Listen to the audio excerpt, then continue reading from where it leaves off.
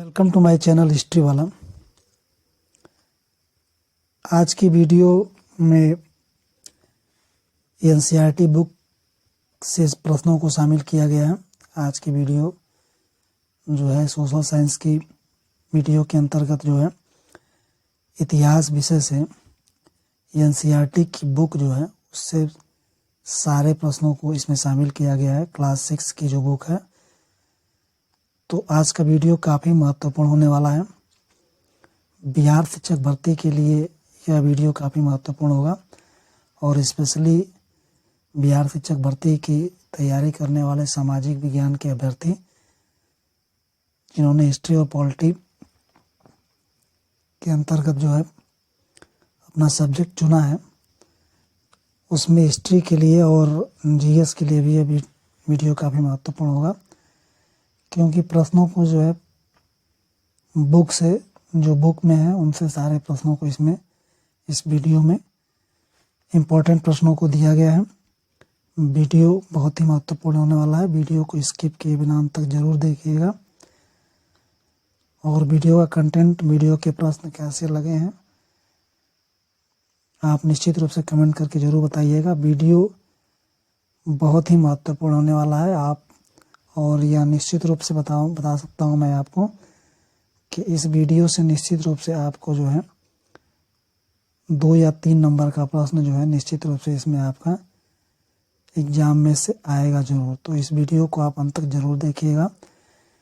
चलिए बिना देर किए शुरू करते हैं। आज का पहला प्रश्न जो है, आज का पहला प्रश्न आपका है, अशोक का कांधार से प्राप्त अभिलेख निम्नलिखित में से किन लिपियों में लिखा गया है?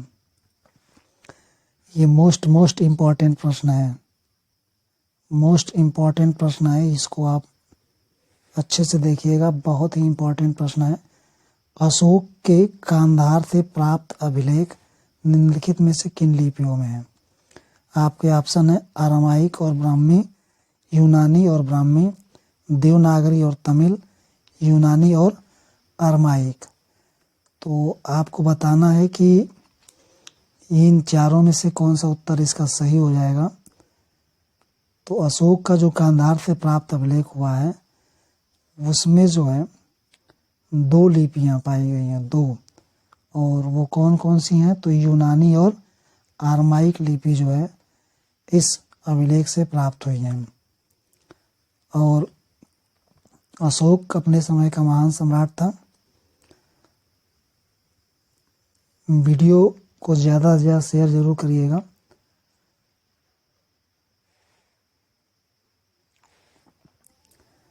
और चैनल को लाइक भी कर लीजिएगा, चैनल को सब्सक्राइब भी कर लीजिएगा।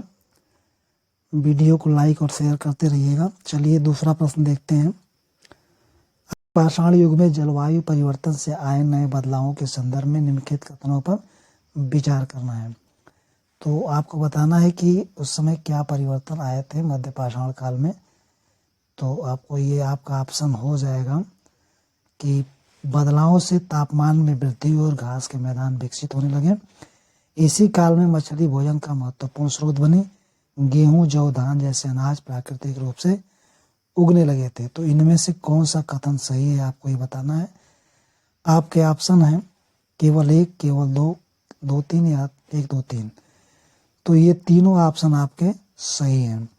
और ये जो आपका हुआ था, ये निश्चित रूप से बदलाव जब हुए थे तो सारी चीज़ें परिवर्तित हो गई थी। और परिवर्तन के कारण जो है ये सारी चीज़ें आपको देखने को मिली थी कि अनाज भी अपने आप उगने लगा था। और इस तरह जो है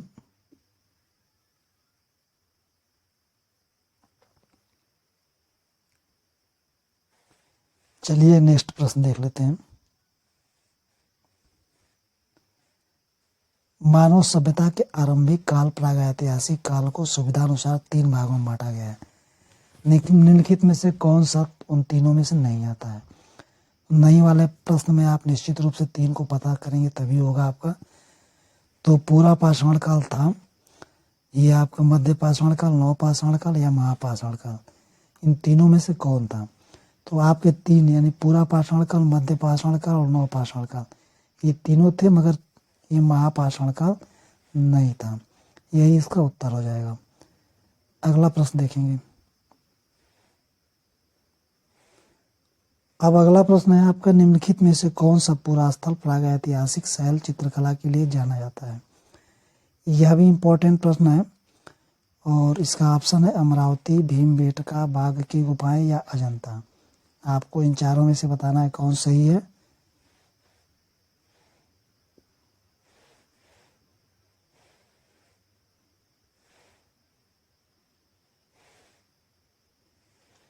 तो इसका उत्तर हो जाएगा आपका पूरा स्थल जो प्रागैतिहासिक शैल चित्रकला के लिए जाना जाता है वो आपका भीमबेटका है।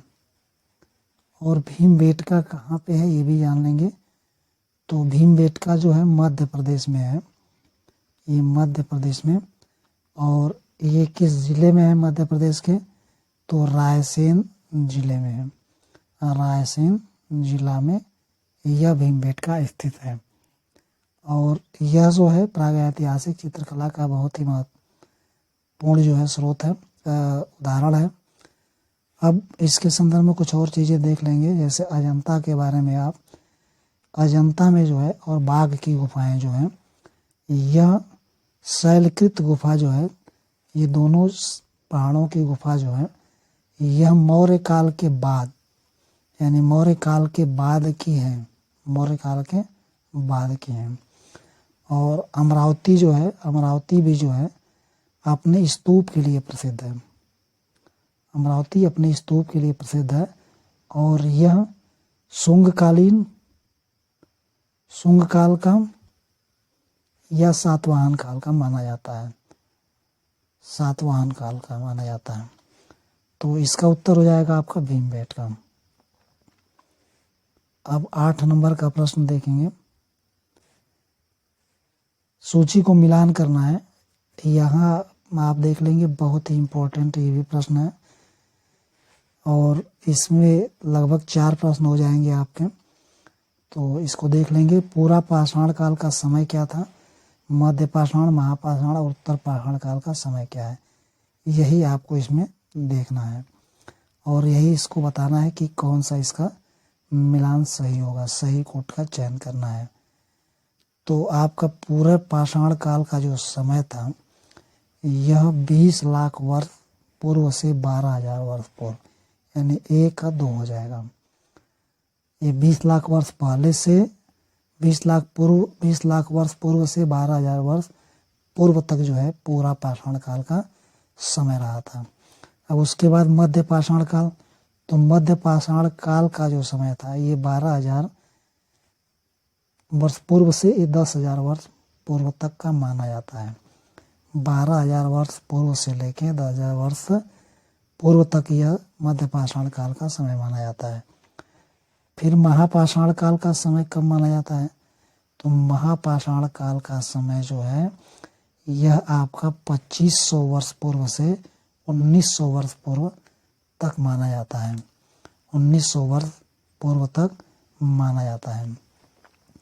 उत्तर पाषाण काल का समय जो है शुरुआत से 10,000 वर्ष पूर्व माना जाता है। तो ये इम्पोर्टेंट हो गया प्रश्न आपका। अब अगला प्रश्न देखेंगे 9 नंबर का। यह भी इम्पोर्टेंट है। भारत में शुतुरमुर्ग के साक्ष्यों के संदर्भ में निम्नलिखित कथनों पर विचार कीजिए। शुतुरमुर्ग के साक्ष्य भारत में कहाँ मिले हैं ये आपको बताना है और बहुत ही इम्पोर्टेंट प्रश्न है ये। आपको इसके संदर्भ में बताना है कि कौन सा इसका सही हो जाएगा उत्तर। तो ऑप्शन देख लेंगे। भारत में शुतुरमुर्ग होने के प्राचीनतम प्रमाण नवपाषाण युग से प्राप्त हुए हैं। आंध्र प्रदेश के पटने नामक पूरा स्थल से शुतुरमुर्ग के अंडों के अवशेष मिले हैं। प्रागैतिहासिक काल में शुतुरमुर्ग के अंडों के छिलकों पर चित्रांकन उनके मन के बनाए जाने के प्रमाण मिले हैं। आगे का ऑप्शन देखेंगे। अब इसमें पूछ रहा है कि केवल 1, 2, 3 या 1, 2, 3 इसमें से कौन सही होगा आपको बताना है। तो इसका उत्तर क्या होगा आप बताइए। तो इसका उत्तर हो जाएगा, इसमें जो पूछ रहा है कि कौन सा सही है तो केवल 3 सही हो जाएगा। 3 वाला ऑप्शन केवल सही। प्रागैतिहासिक काल में शुतुरमुर्ग के अंडों के छिलके पर चित्रांकन और मनके बनाए जाने के प्रमाण मिले हैं। केवल यही सही होगा। और जो आपका ये दूसरा क्यों गलत है, क्योंकि यहाँ पे आंध्र प्रदेश ना होकर के पटने जो है आपका ये महाराष्ट्र में पड़ता है। पटने जो है महाराष्ट्र में पड़ता है, ये पटने महाराष्ट्र में पड़ता है, तो इसलिए यह ऑप्शन गलत हो जाएगा आपका। और पहला ऑप्शन भी गलत हुआ, क्योंकि पहले ये नवपाषाण काल का नहीं है, बल्कि यह पूरा पाषाण काल का है, पूरा पाषाण काल का है। तो इस तरह इसका ऑप्शन केवल और केवल 3 वाला सही हो जाएगा। अब आगे देखेंगे, एक और इसके संदर्भ में तथ्य जान लेंगे कि हाल ही में शुतुरमुर्ग के अंडों के शैल जो है राजस्थान के बोधी से भी प्राप्त हुए हैं। अब अगला प्रश्न देखेंगे, निम्नलिखित में से किन स्थानों पर पुरातत्वविदों की शुरुआत कृषकों और पालकों के होने के साक्ष्य मिले हैं? ऑप्शन है पय्यमपल्ली, अल्लूर, महागड़ा, गुफकराल या बुरजहोम। इसका कोट आप देख लेंगे, तो कोट है 1 2 1 2 3 4 5 1 2 3 4 5। आपको बताना है इनमें से कौन सा सही होगा उत्तर इसका। तो आप निश्चित रूप से इसका आंसर दीजिए कि कौन सा इसमें सही होगा। कौन जो है कृषकों द्वारा पशुपालनों के होने के साक्ष्य कहाँ कहाँ पे मिले हैं? तो इसका ऑप्शन हो जाएगा पय्यमपल्ली से भी प्राप्त हुआ है, अल्लूर से, मागड़ा से भी, गुफकराल से और बुरजहोम से। तो 1 2 3 4 और 5, इसका 5वां ऑप्शन सही हो जाएगा। अब अगला प्रश्न 11 नंबर का देखेंगे। यहाँ पे मिलान करना है, सूची दी हुई है और आपको मिलान करना है। यहाँ पूरा स्थल है और उसकी स्थिति कहाँ पे है, पूरा स्थल और कहाँ पे वो स्थित है, ये आपको बताना है इसमें। तो मेहरगढ़ आपका सबसे पहले, मेहरगढ़ कहाँ पे स्थित है ये आपको बताना है कि मेहरगढ़ स्थित कहाँ पे है। तो मेहरगढ़ निश्चित रूप से आप सभी लोगों को पता है, यह पाकिस्तान में स्थित है। मेहरगढ़ पाकिस्तान में स्थित है और यहीं से जो है गेहूं और जौ के साक्ष्य प्राप्त हुए हैं। गेहूं और जौ के साक्ष्य यहीं से प्राप्त हुए हैं। तो मेहरगढ़ जो है काफ़ी इम्पोर्टेंट होगा। यहीं से जंगली जानवरों के हड्डियां सबसे निचले प्रस्तर से मिली हैं और इस तरह ये लगता है कि नहीं यहाँ पे मवेशी पालन किया जाता था। तो आपका मेहरगढ़ जो हो जाएगा पाकिस्तान हो जाएगा, मेहरगढ़ पाकिस्तान में है। और इसके बाद कोल्डिहवा जो है आपका, यह उत्तर प्रदेश में है। कोल्डिहवा उत्तर प्रदेश में है और यहाँ से चावल और जानवरों की हड्डियों के साक्ष्य प्राप्त हुए हैं। यहाँ से चावल और जानवरों की हड्डियों के साक्ष्य प्राप्त हुए हैं। चिराद जो है आपका बिहार में है और यह एक नवपाषाणिक स्थल है। गुफकराल जो है ये कश्मीर में है और यहीं से जो है आपका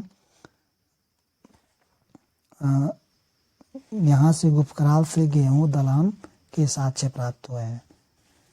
चलिए अगला प्रश्न देख लेते हैं। यहाँ भी आपका मिलान ही करना है। निम्नलिखित युग्मों पर विचार कीजिए और आपको बताना है कि इन युग्मों में कौन कौन सही है। तो मागड़ा उत्तर प्रदेश, बुरजहोम कश्मीर, अल्लूर आंध्र प्रदेश। ऑप्शन है 1 2 2 3 3 4 या केवल 4। कौन इसमें से सही है आपको बताना है। तो मैंने अभी आपको बताया मागड़ा जो है यह कहाँ पे स्थित है, यह आपको बताना है। सुमेलित नहीं है, इस बात को आप ध्यान रखिए, मैंने उसको नहीं ध्यान दिया। नहीं पूछ रहा है कि सुमेलित कौन सा नहीं है। तो निश्चित रूप से मागड़ा आपका उत्तर प्रदेश में है। यह भी आपने ऊपर देखा कि मागड़ा कहाँ पे स्थित है। यह जो है यह उत्तर प्रदेश में स्थित है और बुरजहोम जो है ये कश्मीर में स्थित है, आप जानते हैं। और यहीं से जो है आपका बकरी होने भेड़ बकरी, गेहूँ चावल, गेहूँ दलहन और कुत्ते मवेशियों के साक्ष्य मिले हैं। और इसके बाद हल्लूर जो है आपका, यह हल्लूर जो है आपका आंध्र प्रदेश में न हो करके यह कहाँ पे है, कर्नाटक में है, यह कर्नाटक में है। तो यह मेल नहीं खाया। और इसके बाद आपका पय्यमपल्ली जो है, यह जो है वर्तमान में ये तेलंगाना लिखा है, तो तेलंगाना में नहीं होकर के यह तमिलनाडु में है। वर्तमान की बात कर रहा है, वर्तमान में यह तमिलनाडु में है। तो 3 और 4 जो है आपका सुमेलित नहीं है। हालांकि जो एनसीईआरटी में है वहाँ पे हल्लूर कर्नाटक में बताया है और पय्यमपल्ली जो है ये तेलंगाना में, तो ये तमिलनाडु में है। मगर इन दोनों को जो है आपको, ये दोनों आपका सुमेलित नहीं है, बाकी सब सही है। अगला क्वेश्चन देखेंगे, मेहरगढ़ निम्नलिखित में से किस दर्रे के निकट स्थित है। यह भी इम्पोर्टेंट प्रश्न है, मेहरगढ़ किस दर्रे के यहाँ स्थित है यह आपको बताना है। और आपके ऑप्शन हो जाएंगे, आपके ऑप्शन हैं बोलन दर्रा, गोमल दर्रा, खैबर दर्रा या कराकोरम दर्रा। कौन सा इसका जो है किस दर्रे के निकट यह स्थित है, यह आपका बताना है कि मेहरगढ़ जो है कहाँ पे स्थित है। तो इसका उत्तर हो जाएगा बोलन दर्रे पर यह स्थित है, बोलन दर्रे के निकट यह स्थित है। और वर्तमान में जो ये है पाकिस्तान के बलूचिस्तान प्रांत में स्थित है। यह बोलन दर्रा जो है आपका ईरान जाने के लिए एक महत्वपूर्ण मार्ग भी है। तो ये इम्पोर्टेंट हो जाएगा। और अब आगे का प्रश्न देखेंगे, 14 नंबर का प्रश्न देखेंगे, निम्नलिखित पूरा स्थलों में से कौन सा एक ब्रह्मपुत्र की घाटी की पहाड़ी पर स्थित है। ब्रह्मपुत्र की घाटी की पहाड़ी पर कौन सा स्थल स्थित है यह आपको बताना है। आपके ऑप्शन है मेहरगढ़, हल्लूर, गुफकराल या दाऊजली हेडिंग। तो इम्पोर्टेंट हो जाएगा आपका ये क्वेश्चन, कौन सा ये जो ब्रह्मपुत्र की घाटी पर स्थित है। सारे प्रश्न एनसीईआरटी की बुक से लिए गए हैं, इस बात को आप ध्यान रखिएगा। वीडियो बहुत ही महत्वपूर्ण है, इसको अंत तक जरूर देखिएगा और इसको ज़्यादा से ज़्यादा शेयर करते रहिए। चलिए इसका उत्तर देख लेते हैं। तो इसका उत्तर हो जाएगा दाऊजली हेडिंग जो है यही ब्रह्मपुत्र की घाटी की पहाड़ी पर स्थित है। और ये दाऊजली हेडिंग के बारे में कुछ जान लेंगे। तो यह चीन और म्यांमार के जो है, चीन और म्यांमार के ई ओर जाने वाले रास्ते पर जो है यह ब्रह्मपुत्र की घाटी पर स्थित है। और यहाँ से क्या प्राप्त हुआ है उसको भी जान लेंगे, दाऊजली हेडिंग से क्या क्या मिला हुआ है। तो एक काठास्म मिला है, काठास्म। ये काठास्म क्या होता है, तो काठास्म वो चीज़ होती है कि वह अति प्राचीन लकड़ी जो सख्त होकर के पत्थर बन गई है उसे काठास्म कहते हैं। यहीं से मूसल और खरल भी मिला हुआ है, मूसल और खरल भी मिला है।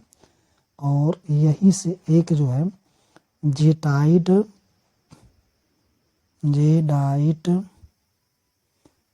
पत्थर भी प्राप्त हुआ है। और इसका अनुमान लगाया जाता है कि यह पत्थर चीन से आया होगा। तो इसका उत्तर हो जाएगा दाऊजली हेडिंग।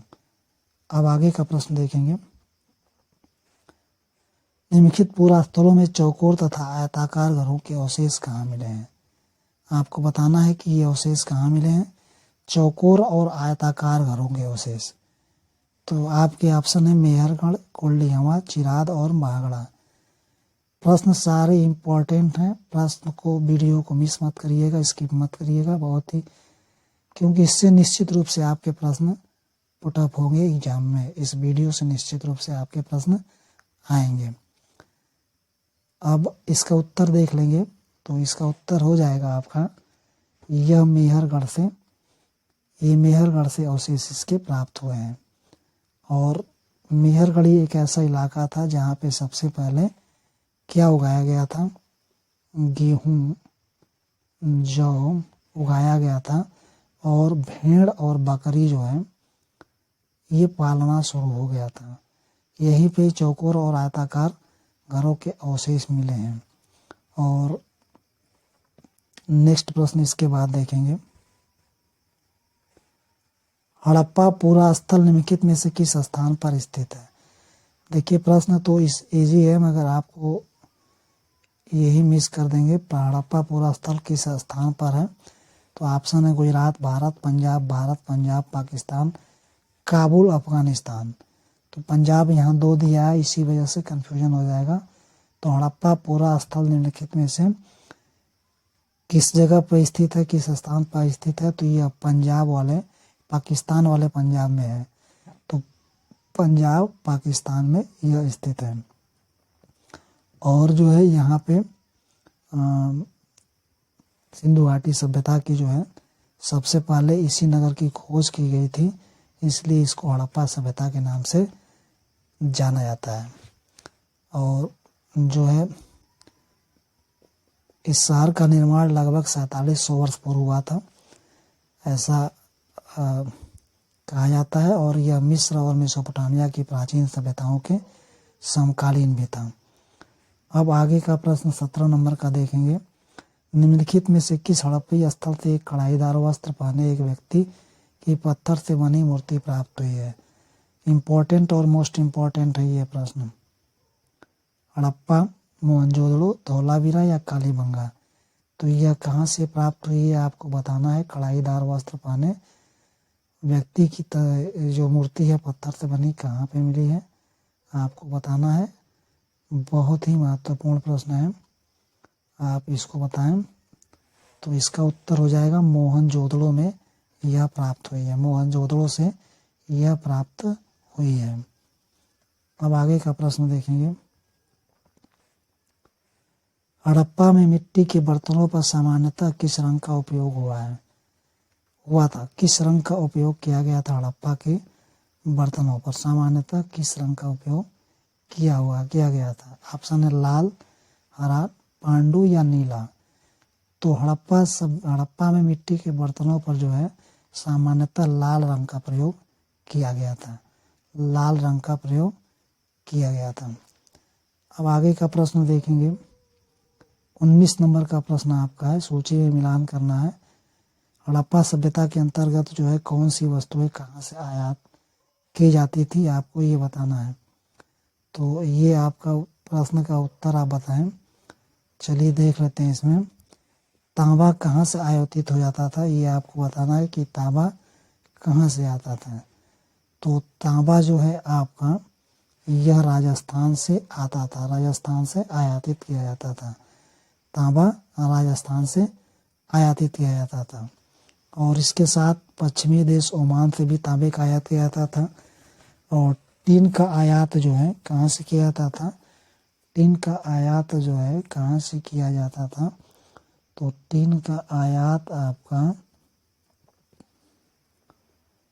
जो वर्तमान में अफगानिस्तान है वहीं से इसका आयात किया जाता था। और ईरान से भी टीन का आयात किया जाता था, ईरान से भी टीन का आयात किया जाता था। सोने का आयात कहाँ से किया जाता था। तो सोने का आयात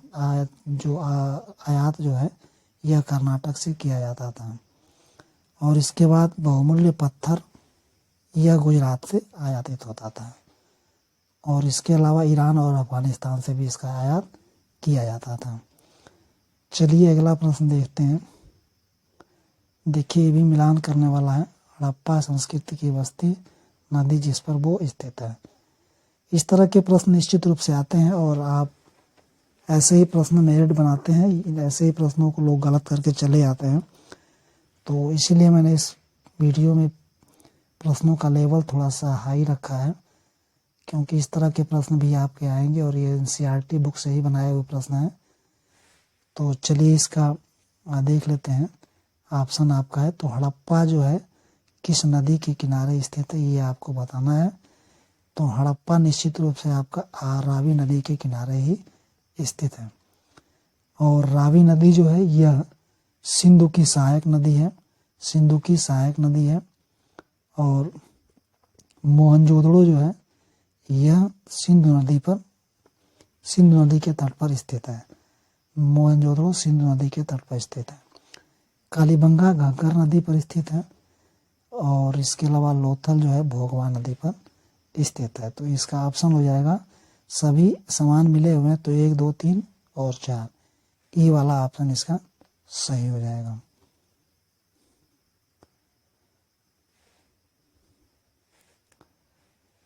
हड़प्पा सभ्यता का एक महत्वपूर्ण नगर धौलावीरा जिस राज्य में स्थित है वह निम्नलिखित में से कौन सा है? धौलावीरा काफ़ी इम्पोर्टेंट स्थान है और यह कहाँ पे स्थित है ये आपको बताना है। ऑप्शन है गुजरात, हरियाणा, पंजाब और राजस्थान। तो यह गुजरात में स्थित है धौलावीरा और गुजरात के कच्छ इलाके के खदीर बेट के किनारे बसा हुआ है। यहाँ पे साफ पानी मिला था और ज़मीन उपजाऊ भी थी। इसके संबंध में एक और चीज़ें देख लेंगे। हड़प्पा सभ्यता के मैक्सिमम नगर जो थे मुख्यतः 2 भागों में बटे होते थे। पश्चिमी भाग जो दुर्ग कहलाता था, नगर दुर्ग, और पूर्वी भाग जो है निचला दुर्ग कहलाता था। मगर धौलावीरा ही ऐसा एकमात्र हड़प्पा स्थल था जो 3 भागों में बटा हुआ था। 3 भागों में बटा हुआ था धौलावीरा। ये भी इम्पोर्टेंट है, इससे भी प्रश्न पुटअप करता है कि हड़प्पा सभ्यता का कौन सा स्थल है जो 3 भागों में बटा हुआ था। चलिए अगला प्रश्न देखते हैं। हड़प्पा नगर 2 भागों में विभक्त थे परंतु इनमें से एक 3 भागों में बटा था। देखिए प्रश्न का आ गया अभी नीचे ही। तो वह नगर निम्नलिखित में से कौन सा था? ऑप्शन है हड़प्पा, मोहनजोदड़ो, धौलावीरा या राखीगढ़ी। तो मैंने अभी बताया इसका उत्तर हो जाएगा आपका ये धौलावीरा। अब धौलावीरा के संदर्भ में जो है कुछ और चीज़ें जान लेंगे। तो यह भारतीय उपमहाद्वीप का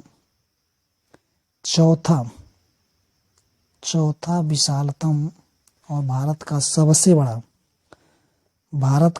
बड़ा हड़प्पाकालीन स्थल नगर भी है और यह 3 भागों में बटा है, ये मैंने बताया अभी आपको।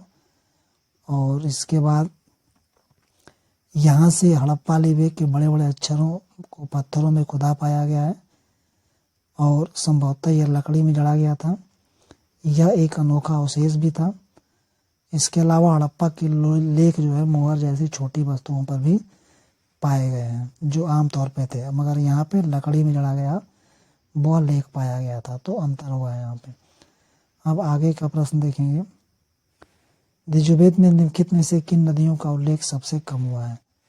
देखिए ऐसे प्रश्न इंपॉर्टेंट है। इस प्रश्नों का उत्तर वही दे सकता है जो निश्चित रूप से कुछ न कुछ पढ़ा होगा, जानता होगा, एनसीईआरटी को पढ़ा होगा। तो इम्पोर्टेंट प्रश्न है कि कौन सा जो है किनका जो है सबसे कम वर्णन मिलता है आपका, किन नदियों का। तो आपको बताना है कि इन नदियों में सबसे कम वर्णन किसका मिलता है। ऑप्शन है सरस्वती, सिंधु, गंगा, यमुना या ब्यास। ऑप्शन 1, 2, 1, 2, 5, 3, 4 या 1, 2, 3, 4, 5। तो ये पूछ रहा है ऋजुवेद में किन नदियों का उल्लेख सबसे कम हुआ है। इस बात को आप बताएंगे कौन सा उत्तर इसका सही हो जाएगा। तो यहाँ पे गंगा और यमुना का जो है सबसे कम बार इसका प्रयोग किया गया है। तो आपका ऑप्शन 3 और 4 हो जाएगा। 3 और 4 हो जाएगा। तो गंगा का सिर्फ और एक बार उल्लेख हुआ है और यमुना का भी एक बार ही उल्लेख हुआ है। पिछली वीडियो में मैंने आपको इस बात को बताया था। और सर्वाधिक जो वर्णित, देखिए इस तरह का ये भी प्रश्न पूछता है कि सर्वाधिक वर्णित नदी कौन सी है? सर्वाधिक वर्णित, तो ये आपके सिंधु हो जाएगी। और सबसे पवित्र नदी, पवित्र की बात करेगा तो सरस्वती हो जाएगी। पवित्र नदी सरस्वती और सर्वाधिक वर्णित सिंधु और सबसे कम उल्लेख गंगा और यमुना का हुआ है। तो ये इसका इम्पोर्टेंट हो गया। अब नेक्स्ट प्रश्न देखेंगे। 24 नंबर का ये भी मिलान वाला प्रश्न है। संस्कृत जो है ये एक तरफ भाषा है और एक तरफ भाषा का परिवार है। आपको बताना है कि इसमें से कौन सा सही होगा। तो संस्कृत जो थी आपकी, संस्कृत भाषा जो थी, यह आपका भारत और यूरोपीय भाषा परिवार की है। भारत और यूरोपीय भाषा परिवार की है। पूर्वोत्तर क्षेत्र की भाषा जो है ये क्या है, तो तिब्बत वर्मा भाषा परिवार से संबंधित है। तिब्बत वर्मा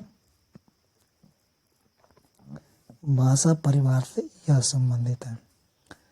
मलयालम के बारे में पूछ रहा है, तो मलयालम किससे संबंधित है, तो यह द्रविड़ भाषा परिवार से और मध्य भारत की भाषा जो है ऑस्ट्रो एशियाटिक परिवार से है। जैसे हम माँ शब्द जो है हिंदी में माँ कहते हैं, तो अंग्रेजी में उसको मदर कहा जाता है। तो निश्चित रूप से समानता कुछ न कुछ हमें जरूर मिलती है। तो इस तरह आप देखेंगे जो है मलयालम द्रविड़ भाषा परिवार की हो गई, और यह जो है ऑस्ट्रो एशियाटिक परिवार जो है, यह मध्य भारत के हिस्सों में बोले जाने वाली भाषा थी। अब नेक्स्ट प्रश्न देखेंगे 25 नंबर। ऋग्वैदिक युगों के संदर्भ में निम्नलिखित में से कौन सा कथन सही नहीं है। देखिए, सही नहीं वाला प्रश्न मैंने ज़्यादा इसमें रखा है, क्योंकि इस तरह के प्रश्न निश्चित रूप से लोग गलत करके आते हैं। तो मैंने इसको आप अच्छे से इस वीडियो में रखा हुआ है। ऑप्शन, इस काल में मवेशियों के लिए युद्ध लड़े जाते थे। लड़ाइयाँ जमीन के लिए लड़ी जाती थी। युद्ध में जीता गया धन केवल सरदारों और पुरोहितों में बांटा जाता था। इस काल में युद्धों के लिए कोई अस्थायी सेना नहीं होती थी। यह आपको बताना है कि इसमें से कौन सा कथन सही नहीं है। बाकी 3 सही हैं मगर एक सही नहीं है। तो आपका युद्ध में जीता गया धन जो है केवल सरदार और पुरोहितों में बांटा जाता था, यही आपका गलत होता है, गलत है। बाकी मवेशियों के लिए लड़े जाते थे, जमीन के लिए लड़े जाते थे युद्ध, और कोई अस्थायी सेना भी नहीं थी। तो इसका उत्तर हो जाएगा सी वाला, ये सही नहीं है आपका। तो ये इसका उत्तर हो जाएगा आपका। और अगला प्रश्न देखेंगे इसका 26 नंबर का प्रश्न। निम्नलिखित में से कौन सा शब्द ऋग्वेद में मिलते हैं। पूर्व जन याविश, भरत जन याविश, यदु जन याविश। केवल 1, 2, 3, 1, 3 और 1, 2, 3। सही उत्तर का चयन करना है कि इसमें से कौन से शब्द आपको मिलते हैं, ये बताना है आपको। तो इसका उत्तर हो जाएगा कि पूर्व जन याविश भी मिलता है, भरत जन याविश भी मिलता है, यदु जन याविश, तीनों के तीनों आपके मिलते हैं। तो तीनों ये वर्ड मिल रहे हैं, तो इसका उत्तर 1, 2, 3 हो जाएगा। 27 नंबर का, आर्य लोग अपने विरोधियों को निम्नलिखित में से क्या कहते थे। मोस्ट इम्पॉर्टेंट प्रश्न है, इम्पॉर्टेंट, इसको लगा लीजिएगा। अपने विरोधियों को आर्य लोग क्या कहते थे। तो ऑप्शन है शत्रु, विरोधी, अरि या दस्यु। आपको बताना है कि इसमें क्या कहते थे लोग। तो इसका उत्तर हो जाएगा दस्यु कहते थे। उस अपने विरोधियों को आर्य लोग दस्यु कहते थे, दस्यु कहते थे। और दस्यु के तात्पर्य लगाया जाता था कि वे ऐसे लोग होते थे जो यज्ञ नहीं करते थे और शायद दूसरी भाषाओं को बोलते थे, दूसरी भाषा बोलते थे, ऐसा अनुमान लगाया जाता है, ऐसा माना जाता है। और अब अगला जो है नेक्स्ट प्रश्न देखेंगे। इम्पोर्टेंट प्रश्न सारे हैं। इनाम गांव एक आरंभिक गांव था जहां 3600 से 2700 वर्ष पूर्व लोग रहते थे। इनाम गांव निम्नलिखित में से किस नदी के किनारे स्थित है। इनाम गांव निम्नलिखित में से किस नदी के किनारे स्थित है, ये इम्पोर्टेंट है। और इससे 2 प्रश्न बनते हैं आपके। ये भी जान लीजिएगा कि इनाम गांव एक आरंभिक गांव था और यह 3600 से 2700 वर्ष पूर्व यहाँ पे लोग रहते थे। तो यह किस नदी के किनारे है। तो इनाम गांव जो है आपका ऑप्शन भीमा, घोड़, सीना या नीरा नदी के। तो इसका उत्तर हो जाएगा घोड़ नदी के किनारे जो है इनाम गांव है। और यह जो है भीमा की ही सहायक नदी है, इसी की सहायक नदी है यहाँ घोड़। और यहाँ पे जो है अनेक प्रकार के चीज़ें मिली हैं। अब अगला प्रश्न देखेंगे आपका 29 नंबर का प्रश्न, चरक संहिता निम्नलिखित में से किससे संबंधित है?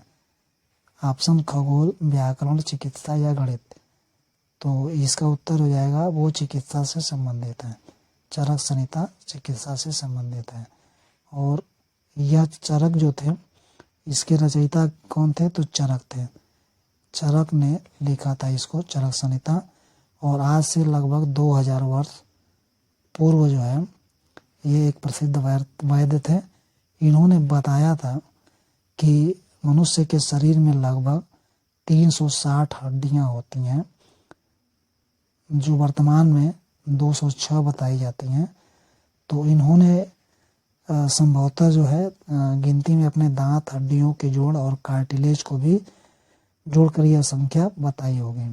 तो चरक संहिता के लेखक भी आप जान सकते हैं चरक महोदय थे, चरक जी थे। और इससे संबंधित ये प्रश्न। आज का लास्ट प्रश्न देखेंगे, अंतिम प्रश्न, निम्नलिखित में से कौन उत्तर वैदिक ग्रंथ हैं? ऋजुवेद, यजुर्वेद, अथर्ववेद, ब्राह्मण ग्रंथ, उपनिषद। ऑप्शन है आपके 1 2 3 4 5 और 2 3 4 5। कौन से इसमें आपके ग्रंथ हैं आपको ये बताना है। आज का अंतिम प्रश्न है। और आपको वीडियो कैसा लगा है, वीडियो में प्रश्नों का लेवल कैसा था, निश्चित रूप से कमेंट करके बताइएगा। कंटेंट अच्छा लगा है तो निश्चित रूप से आप कमेंट जरूर करिएगा। और वीडियो को ज़्यादा से ज़्यादा शेयर जरूर कर दीजिएगा, जिससे इससे जुड़े सारे लोगों को इस कंटेंट का लाभ मिले जरूर। तो इसका उत्तर हो जाएगा आपका 2 3 और 4 और 5, यजुर्वेद, अथर्ववेद, ब्राह्मण ग्रंथ और उपनिषद। ये चारों जो हैं आपके उत्तर वैदिक ग्रंथ माने जाते हैं। उत्तर वैदिक क्योंकि ऋग्वेद सबसे पुराना वेद है और इसकी रचना सबसे पहले की गई थी। जो ग्रंथ ऋग्वेद के बाद रचे गए थे उन्हें उत्तर वैदिक ग्रंथ कहते हैं। और में यजुर्वेद, अथर्ववेद, सामवेद है आपका, ब्राह्मण ग्रंथ है, उपनिषद भी हैं, ये उत्तर वैदिक ग्रंथ कहलाते हैं। और इनकी रचना जो है गंगा यमुना क्षेत्र में की गई थी।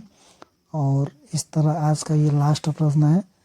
वीडियो को ज़्यादा से ज़्यादा शेयर करिएगा और चैनल को सब्सक्राइब कर लीजिएगा। चलिए आज के लिए इतना ही, धन्यवाद।